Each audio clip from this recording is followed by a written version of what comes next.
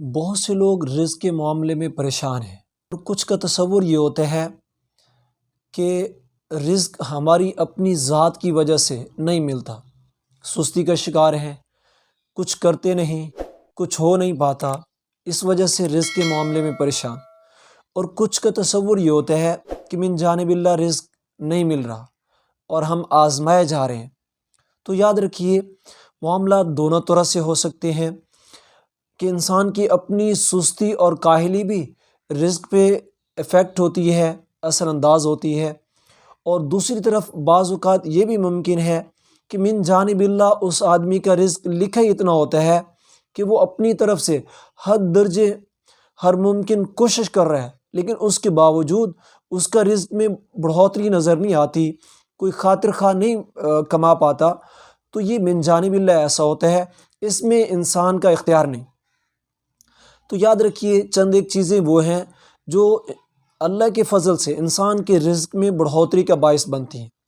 فرمایا وَمَن يَتَّقِ اللَّهَ يَجْعَل لَّهُ مَخْرَجًا، جو انسان اپنے رب سے تقوی اختیار کرتا ہے، اللہ سے ڈرتا ہے، گناہوں اور معصیتوں سے بچنے کی کوشش کرتا ہے، فرمایا يَجْعَل لَّهُ مَخْرَجًا، تو اللہ تعالیٰ ہر مشکل میں اس کے لیے راستے پیدا فرما دیتے ہیں، رزق کی تنگیوں کو دور فرما دیتے ہیں۔ وَيَرْزُقْهُ مِنْ حَيْثُ لَا يَحْتَسِبُ، فرمایا کہ اللہ وہاں سے اسے رزق دیتے ہیں جہاں سے اس کا تصور بھی نہیں ہوتا، وہم و گمان میں نہیں۔ ایک انسان ایسے اسباب بھی نہیں اختیار کیے کہ اس کو وہاں سے رزق ملتا، لیکن اللہ کی طرف سے اس کو ایسے حالات میں بھی رزق پہنچ جاتا ہے۔ عوف بن مالک رضی اللہ تعالیٰ عنہ صحابی ہیں، آپ علیہ الصلوۃ والسلام کے پاس آتے ہیں، یا رسول اللہ صلی اللہ علیہ وسلم میرے بیٹے سالم کو دشمنوں نے پکڑ لیا ہے، اس کی ماں پریشان ہے، میں پریشان ہوں، ہم حد درجہ پریشان ہیں۔ نبی علیہ الصلوۃ والسلام نے فرمایا جاؤ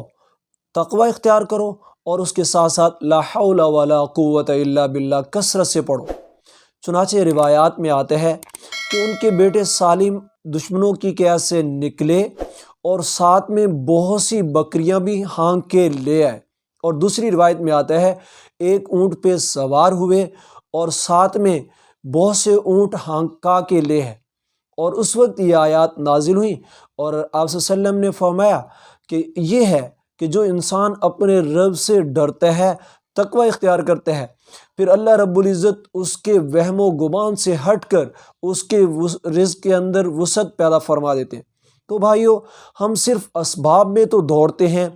اور مشکل سے مشکل اسباب اختیار کرنے کے لیے تیار ہیں، لیکن جس طرف میرا رب فرما رہا ہے کہ یہ کرو گے تو تمہارے رزق میں برکتیں بڑھ جائیں گی، اس میں ناممکنات سے بھی ممکنات ہوتی نظر آئیں گی۔ تو بھائیو، ہمیں یہ اسباب بھی اختیار کرنے چاہیے۔ اسی طرح اور بھی فرمایا کہ جو آدمی رزق کے اندر برکت کا خواہ ہے تو اس کو چاہیے کہ رات کے قیام کو لازم پکڑے اور صبح